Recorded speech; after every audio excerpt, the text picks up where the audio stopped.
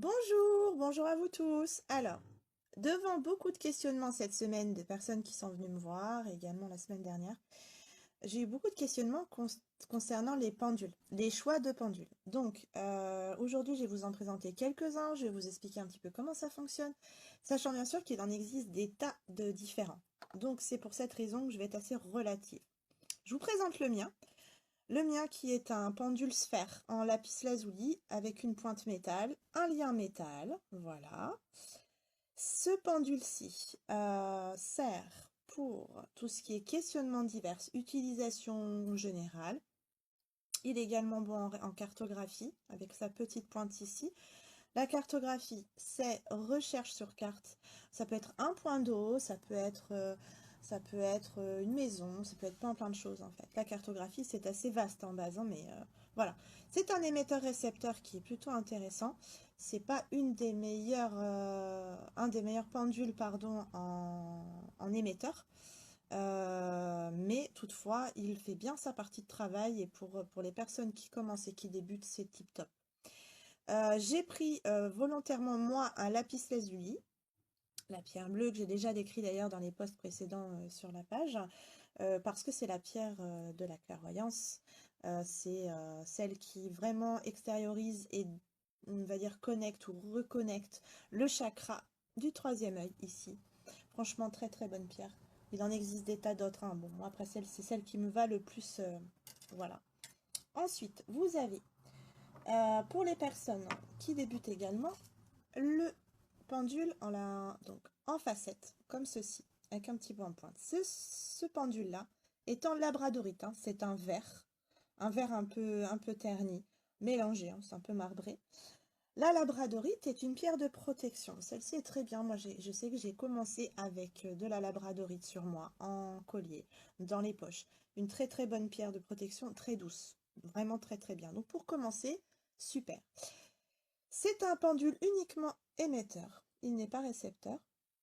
Celui-ci est très bien pour tout ce qui est simplicité, tout simple, hein, enfin les utilisations simples. Euh, Vraiment très très bien. Très léger.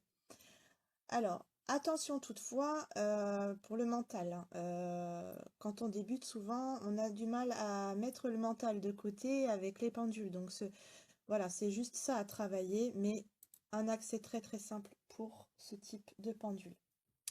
Le suivant, donc celui-ci, je l'aime beaucoup. C'est un pendule en angélite. Angélite, pierre bleue, pierre un peu couleur nuage, moi j'appelle ça comme ça. C'est la pierre des anges, hein, par excellence.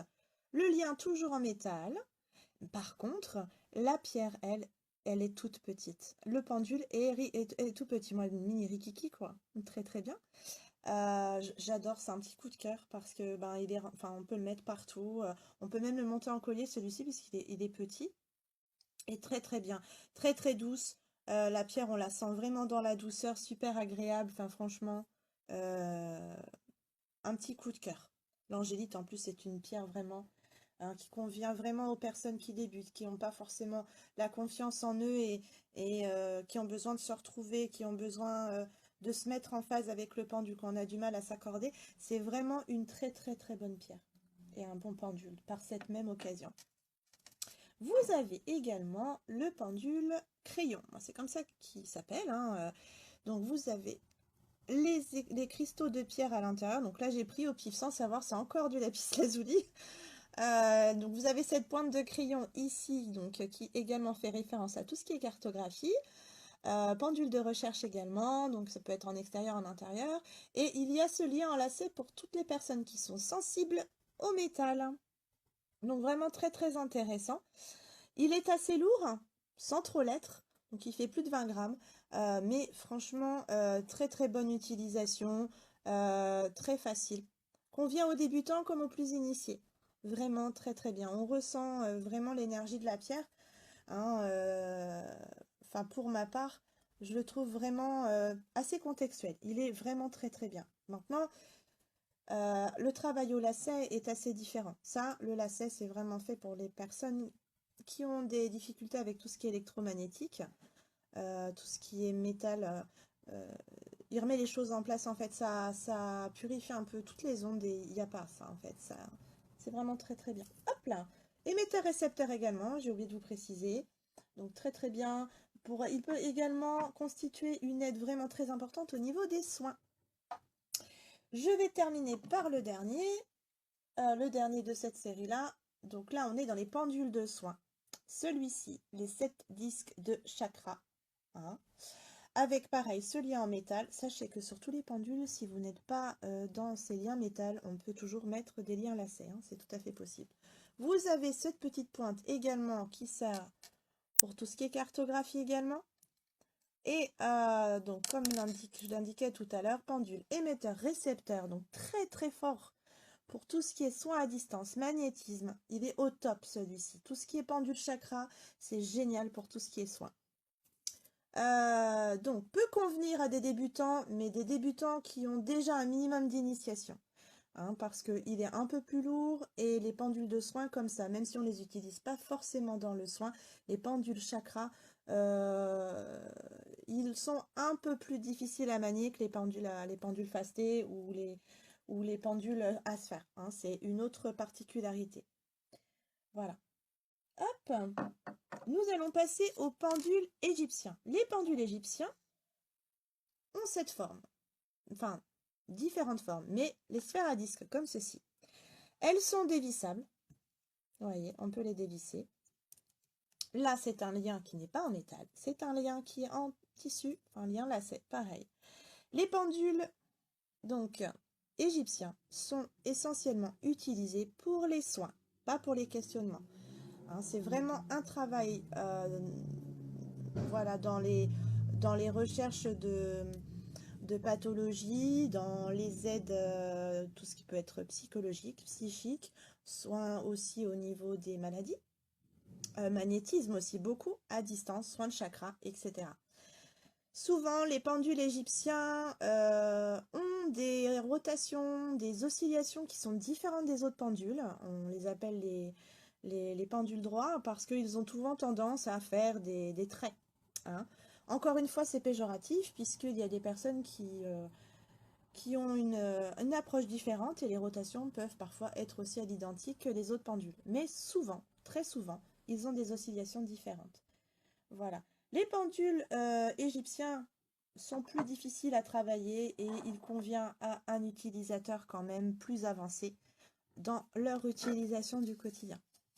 Mon petit préféré en pendule égyptien, c'est le pendule Osiris. Donc celui-ci, une longue pointe, une longue tige, une petite boule et une pointe en bas.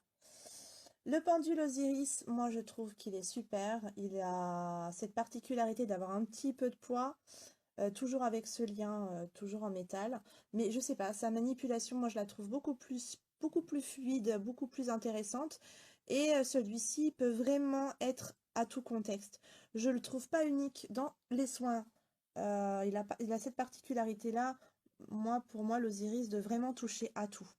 Certes, c'est un pendule égyptien, mais qui a toutes ces particularités du quotidien. Moi, je le trouve vraiment tip-top. Ensuite, donc pendule égyptien, je précise, émetteur, récepteur. Les deux, pareil. Voilà. Je termine par le principal des pendules égyptiens qu'on verra beaucoup en dehors du métal, les pendules en bois. Le pendule en bois, donc là, celui-ci, c'est un pendule en bois de rose. Vous voyez, très léger, vraiment très léger. Il faut aimer travailler avec le bois. Hein. Vraiment, c'est essentiel. Enfin, ça convient pas à tout le monde. Personnellement, moi, j'utilise pas du tout. Ça ne marche pas sur moi. J'ai très peu de rotation avec. Et même là, en l'utilisant, enfin, j'en ai quand même, mais je sens qu'il n'y a pas forcément Voilà, il faut vraiment le tester, c'est important. Il y a toujours ces liens en métal. Celui-ci, en plus, a les liens des petites pierres des chakras. C'est du bois de rose, je ne sais plus si je vous l'ai dit. Les pendules en bois sont émetteurs et récepteurs et s'utilisent essentiellement dans les soins. Évitez les questionnements avec ce genre de pendule, c'est vraiment fait pour les soins. Voilà, je pense que j'ai fait le tour. Il existe d'autres styles de pendules, comme les pendules représentatives figures. Alors, sur ma précédente vidéo, je vous avais montré le pendule de Mélusine, hein, qui est vraiment un très joli pendule. Il y a le pendule des Atlantes également. Le pendule Spirit aussi, qui représente le contact avec les défunts. Je vous en montrerai d'autres d'ici quelques temps. Voilà, parce que 10 minutes de Donc, vidéo, j'arrête ça fait là beaucoup. pour vous souhaiter à tous une excellente soirée. J'espère vous avoir un petit peu aiguillé dans le choix de vos pendules à venir. Alors encore une fois, les pendules, c'est comme une brosse à dents, on ne les prête pas. Comment dire? Ça y est, j'ai perdu le fil. Ça va revenir. Donc on ne les prête pas et on fait en sorte de toujours les nettoyer régulièrement, sauf les pendules orgonites, mais ça je reviendrai dessus aussi.